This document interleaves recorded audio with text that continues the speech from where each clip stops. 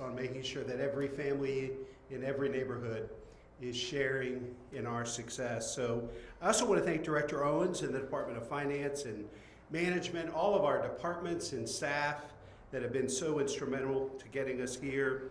You'll hear after I speak from Carly Booz, who has been an incredible partner and advocate for really making sure that everybody in this community has a safe, affordable place to live regardless of what they do for a living, and hear more from her about that. So I'm excited to be with you today to share with you that my proposed 2025 operating budget is a balanced budget totaling $1.23 billion. This is, in essence, a growing budget for a growing city. It's truly been something to see our city change and grow so much in recent years, especially when compared to so many others throughout Ohio and across the nation that have struggled to gain a foothold in the post-pandemic economy. As one of the fastest growing cities in America, this budget's scope and ambitions reflect our historic growth, but at the end of the day, it's also about our values, our priorities, and our determination to foster equitable prosperity. My top priorities remain safety, housing, and transportation. We've made incredible progress in recent years along all three fronts. I and the team at the city are very proud of that. But now is not the time to rest on our laurels. Now is the time to build upon the progress we have achieved, all while continuing to provide exceptional city services and making important investments for our future. We have an obligation to be purposeful and intentional in our investments so that we're lifting up all Columbus families and eliminating barriers to upward mobility. This is especially true as the federal stimulus funding that we received during the pandemic is almost fully invested. But we are committed to stepping up and doing our part with our own resources to move Columbus families forward, all through the lens of equity. However, for prosperity to take root and fully flourish for all Columbus families, we must ensure adequate safety, security, and stability in every Columbus neighborhood. And we're making great strides in doing just that. I'm pleased to say Columbus is a national leader in homicide reduction. Year-to-date, homicides in Columbus are down 24% when compared to last year. So thanks to the combined contributions of the Division of Police, the Office of Violence Prevention, Recreation and Parks, Public Health, and the Department of Neighborhoods, to just name a few. And a shout out to the residents of Columbus. We've received more tips from the community to increase our closure rates and get the most violent criminals off our streets. The City of Columbus Division of Police and the community is working closer together now than ever before. It also comes down to collaboration and engagement with the community. For all our friends and neighbors and partners doing their part to build a brighter future for their families. By working together, we will continue to implement our comprehensive neighborhood safety strategy and take on violent crime through prevention, intervention, and enforcement. This budget allocates the most significant portion of our budget, $774 million, for neighborhood safety by advancing proven programs, tapping into efficiencies and improvements wherever possible, and strengthening our overall capacity to keep Columbus families safe. Our incredible first responders are key to our momentum. This budget includes $8.8 million for 3 police recruit classes and 1 fire recruit class, adding up to 180 officers and 45 more firefighters to our growing public safety forces to serve a growing city. Should be noted that 180 recruits is the most we've ever budgeted for a single year. We can't police our way out of the violence we've seen in the past, but enforcement is a critical part to our comprehensive safety strategy. We need to continue to invest in prevention, intervention, and enforcement for a growing city. While on the subject of police recruits, this budget marks the 4th consecutive year that we funded 3 classes for the Division of Police, a record for our city, and something I first called for back in my 2022 operating budget.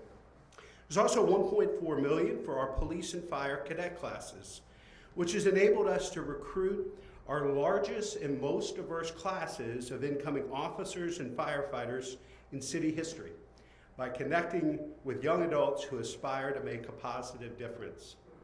And I'm proud to say they're joining the ranks of our public safety forces. At CPD, 18 cadets are currently serving our neighborhoods as officers, with another 5 enrolled at the academy. Over at the Division of Fire, 37 cadets have gone on to become firefighters, and another 9 are in the Recruit Academy as we speak. We're committed to equipping our public safety personnel, newcomers and veterans alike, with the tools they need to do their jobs well and to serve an increasingly diverse community with new resources that will translate text to 911 that are placed in different languages, as well as new capabilities to text video to 911 in the event of an emergency. We're putting $400,000 towards bringing these new systems online. And at the same time, we're committed to continuous improvement. Zone 6, which is where we are here today, also encompasses parts of Linden, Milo Grogan, and the Near East Side, is on the forefront of some of our most innovative efforts. One example to share with you all today, Chief Bryant has been piloting a new program here that devotes the same resources to investigating non-fatal shootings as we would normally be devoted to investigating a homicide. This is about disrupting the cycle of violence, because we know there's a very small population driving the majority of gun violence in this community, and many are repeat offenders. Often the difference between a fatal and a non-fatal shooting comes down to millimeters in medical intervention. This is about catching and stopping shooters before they become killers. So far, this new pilot has helped drive up our case closure rates and support individuals impacted by violent crime. And we hope to expand this program to other parts of our city in the coming years. We're also taking a look at our other prevention and intervention efforts that are already in effect citywide. There's $200,000 for an assessment to expand our alternative crisis response programming and better address the diverse needs of a growing city. This is especially important as the new Franklin County Mental Health and Addiction Crisis Center prepares to open its doors next spring. Our neighbors who are battling mental health and addiction challenges belong in treatment, not in prison or the emergency room. We have an obligation to be there for everyone in our community and to empower them with the support and services they need to thrive in the years ahead. But there can be no discussion about the future of growth of our city without talking about housing. 2 years ago, I announced the Columbus Housing Strategy, which calls on our region to build 200,000 new housing units over the next decade, so we can welcome all the new residents joining our community while remaining an affordable place to live for those who were born and raised here. I'm pleased to report we're already seeing some positive indicators that the housing market is moving in the right direction.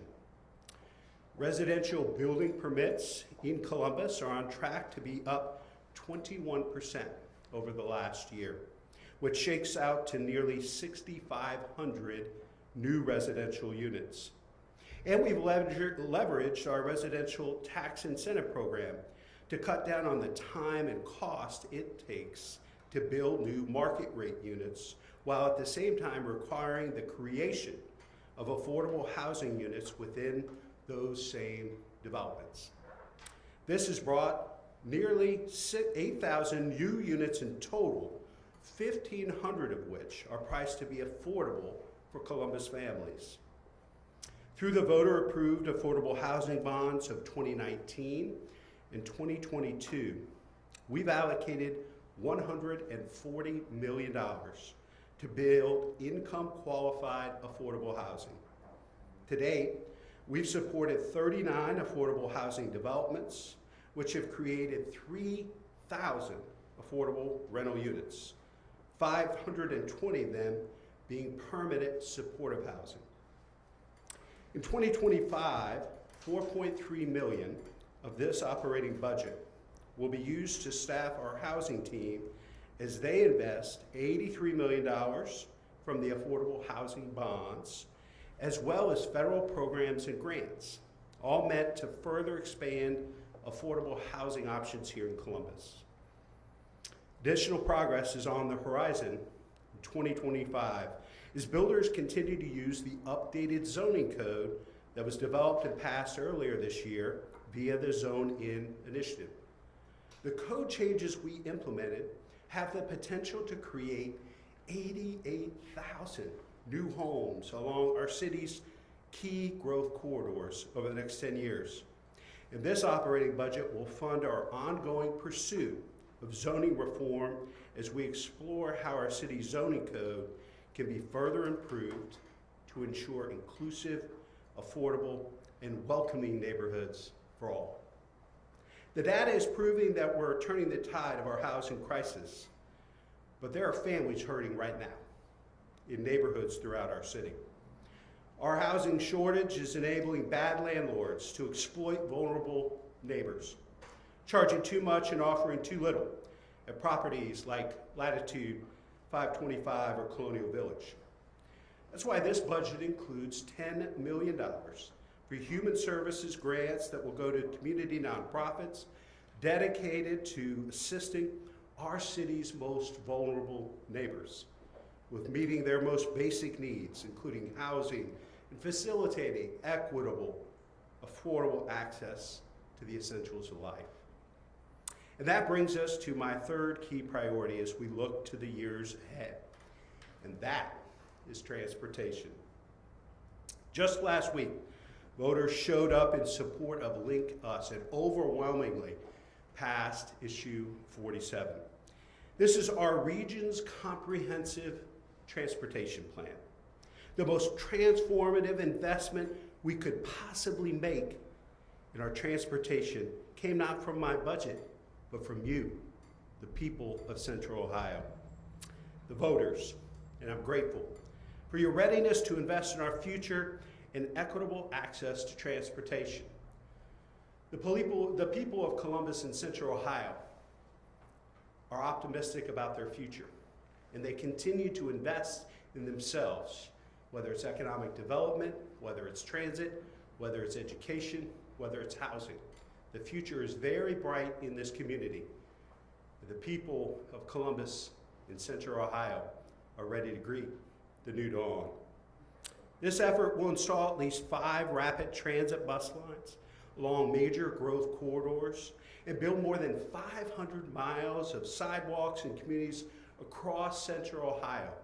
Everybody who lives within the COTA service area will benefit from Link Us with transit-supportive infrastructure projects and transit-oriented development. It's going to take some time for these improvements to take shape. The budget I'm proposing today will continue to provide funding for the planners and engineers who will bring our Link Us vision to life. We'll also pay the engineers, parking attendants, snowplow drivers, and street sweepers who keep us moving today, maintaining and caring for our current and future transportation infrastructure. In total, we're looking at $35.4 million for these personnel. Essential and everyday core city services. That's what makes local government so impactful. And as always, that's what lies at the heart of this general fund budget. To that end, there's $18.4 million to maintain the city's weekly recycling program, including bi-weekly yard waste pickups. $6.9 million for hotspot inspections to take on illegal dumping. It's been a huge success and something that community and neighborhood leaders have been calling for, and we've continued to grow since we put it in place in 2019. $9.4 million for our code enforcement team to keep landlords accountable for properties in need of repair. $26.8 million for summer, after school, and job readiness programming to keep Columbus youth safe and engaged all year long. Prevention, intervention, and enforcement, a comprehensive and balanced approach. There's also $1.6 million for new full-time employees in our Department of Technology, and $2 million in new funding overall to maintain and to fortify our technological infrastructure. The cyber attack last July served as a stark reminder of the pressing need to continually invest in and improve both our physical and technical environments. This will undoubtedly be the first in a series of new investments in this area in the coming year. And we will continue to bring the totality of our resources and our focus to bear as we come to fully understand the circumstances surrounding the cyber attack and what must be done to face threat actors who are getting more and more sophisticated by the day. Again, this is about maintaining and accelerating our tremendous progress as a city. We're making smart investments and seeing tangible success. Whether it's improving neighborhood safety, building more affordable housing, and more housing of every kind at every price point to accommodate the growth we're experiencing, or laying the groundwork for game-changing transportation infrastructure that will materialize in the years ahead. We have a lot to be proud of, and we have a lot of work to do. I've shared some of the numbers that I'm particularly proud of and our top priorities for this operating budget. But I want to invite Carly Booz of the Affordable Housing Alliance of Central Ohio to the podium to discuss the progress she's seeing firsthand and why safe, affordable housing is important to the future growth, not of just this city and this county, but this region. Please welcome Carly.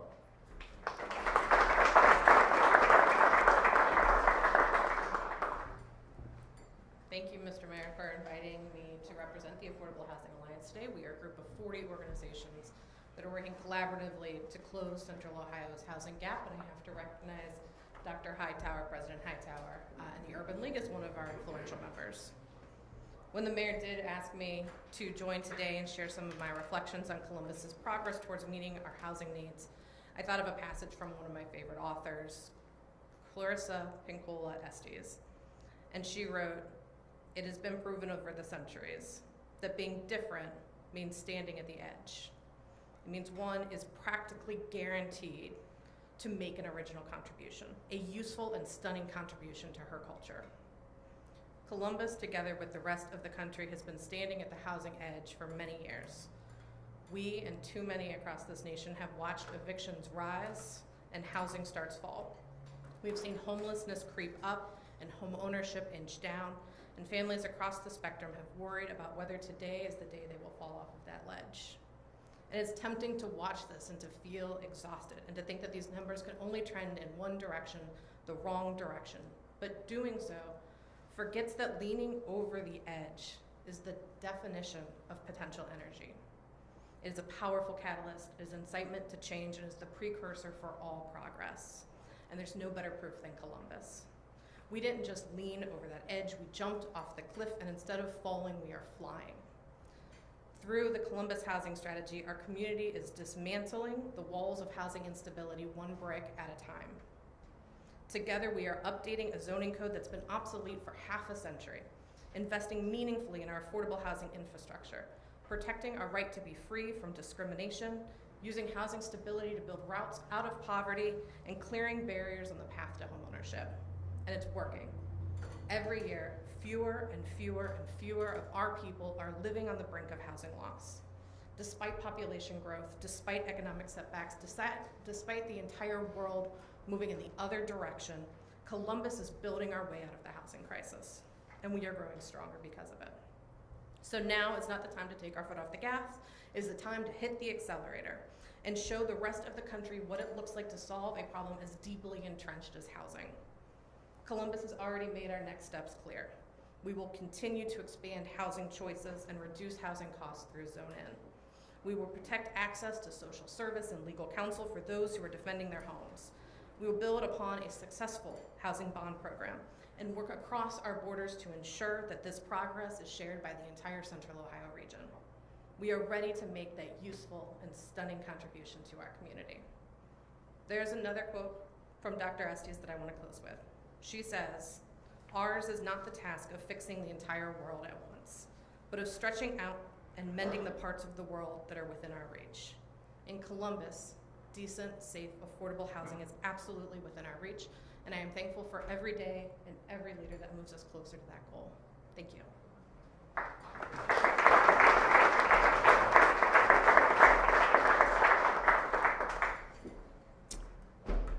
Excited to take questions from the press. Mayor Ginther, with the investment in IT, the director of the DOT has said the last couple of years he's asked you and council for additional funds for cybersecurity. Is this funding too little, too late? We've invested $12 million over the last 5 years, improving our efforts around cybersecurity. Clearly, we're going to do more, and this proposed budget includes more staff within the Department of Technology, and I think you're going to see in the coming year and coming years a pretty significant investment that at least matches that and maybe exceeds that investment over the last 5 years into other capital infrastructure. Mayor, you mentioned the investment to hire 180 new police officers. According to the FOP, CPD is down by about 200, and that's because about 100 officers left the force last year. So what, in your opinion, can the city do better to retain officers and bring them back? Well, I think what you saw in 2020 was a mass exodus of folks from law enforcement across the country. What you've seen here in Columbus, this is a steady increase. I think, the chief speaks for the Division of Police, not the FOP, and what she is saying is that we've had great success with our recruiting of officers, and we have invested, as you know, this is the 4th year we'll be investing in 3 police classes, first time in the city's history. We have more firefighters than we've ever had before. Our goal is to get more police officers than we've ever had before, and that means we're going to have to continue to invest in recruiting and retaining folks that want to be part of Chief Bryant's vision. And that is changing this Division of Police from being a 20th century law enforcement organization to a 21st century community policing organization. She's making tremendous strides. I'm very proud of the work that she's done. One of the reasons our community is safer, healthier, and stronger today is because of her leadership, and I know she will get us to where we need to be. We're going to continue to grow. So we're going to need to continue to invest in police officers and firefighters, but we're also going to have to invest in tools and resources to make them more effective and efficient. And that's why, as you know, we're investing in the real-time crime center. That's going to be a game changer, really put our officers, to change them from being on defense, responding to calls for service, to putting them on offense with real-time information intelligence and an infrastructure of cameras throughout our city. I'd like to ask about affordable housing. So we just had an election. President-elect Trump and U.S. Senator-elect from Ohio, Bernie Moreno, are talking about a mass deportation of undocumented immigrants now to increase the supply of affordable housing. Do you agree with this, and would you rely on that strategy? And a follow-up, as mayor of the 14th largest U.S. city, what is your reaction if this plan comes into play? What was your question again?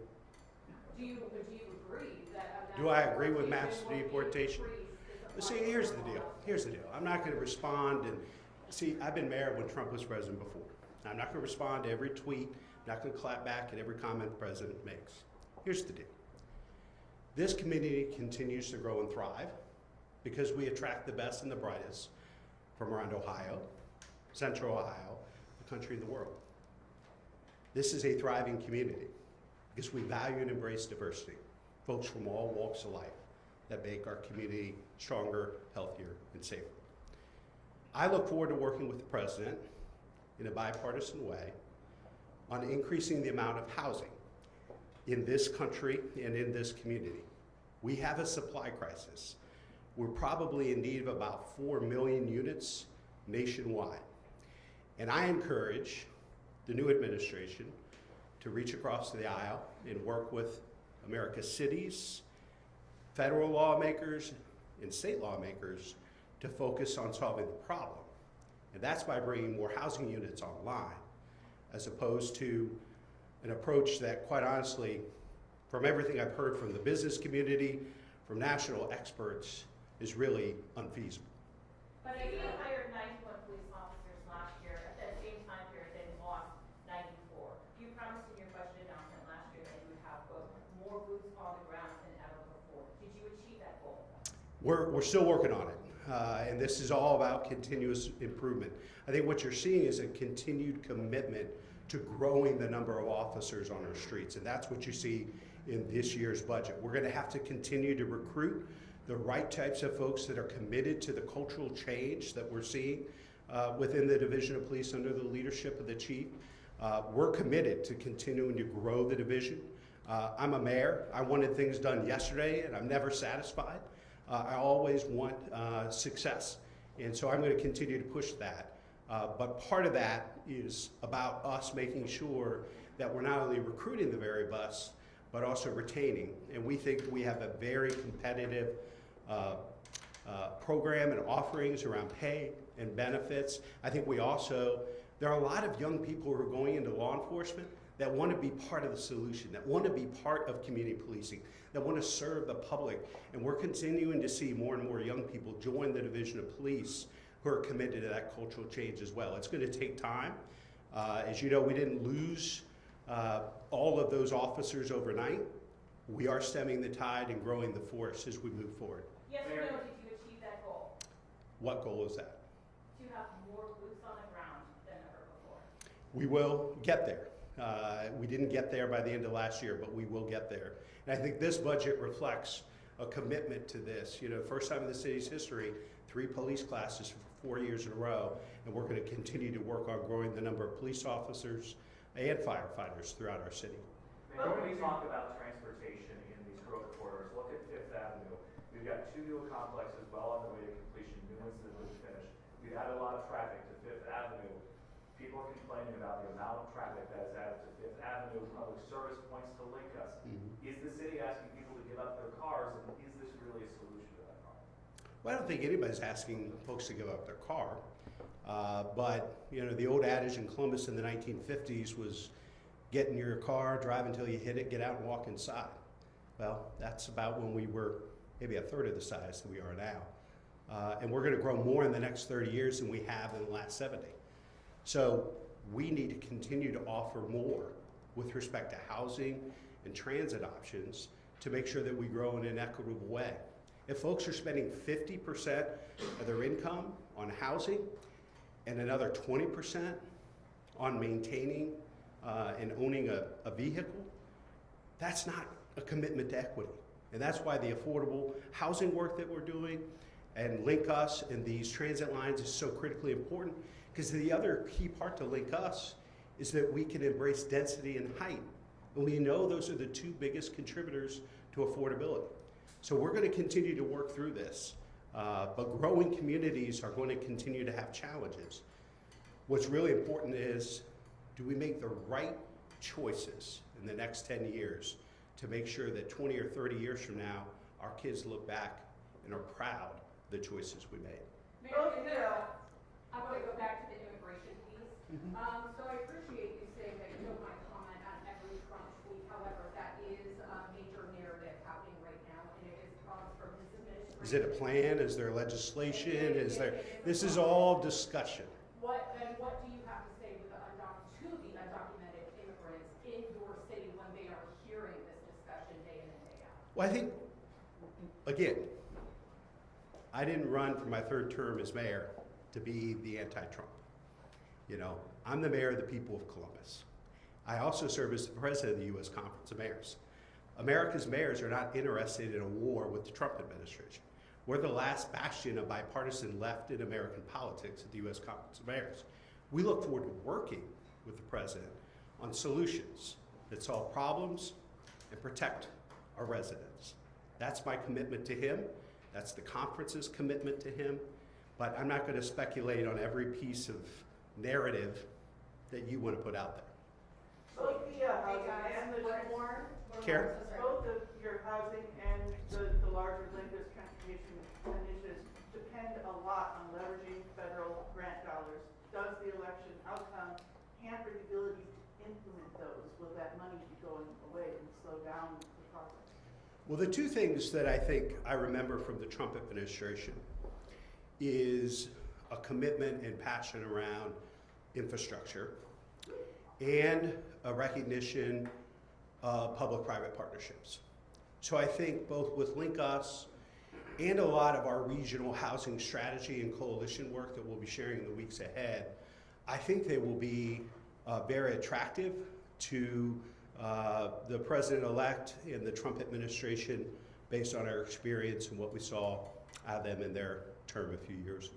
Why only one new fire class when you had 3 last year? You're just understaffed as CPUs. That may be your opinion. I think we have more firefighters now than we've ever had before in our city's history. We're going to continue to grow there. Obviously, we need to continue to increase the number of police officers and firefighters, and we believe that police, based on where staffing is right now, is a higher priority. Mayor, I want to go back real quickly to safety. Safety is something that people, our viewers, community members have told us is their #1 concern. We spend so much money on it every year, yet people are still telling us they don't feel safe. Their cars are getting broken into, stolen, those low-level crimes. How do we make people feel secure in the city right now? Well, I think continuing to share facts and statistics and accurate information as opposed to sensationalizing or dramatizing or taking advantage of particular situations for clicks and views is one thing. I think the other thing is continuing to invest in this comprehensive safety strategy, one that invests in enforcement, prevention, and intervention, because the statistics are what they are. We know that non-fatal shootings, felony assaults, homicides are all down dramatically. And so we need to continue to tell that story and engage with the public about how they can be involved. Joining a block watch, hiring our young people, engaging with folks that are in intervention programs that need a new path forward. Because we need everybody to be part of this solution. The police cannot solve this safety issue alone.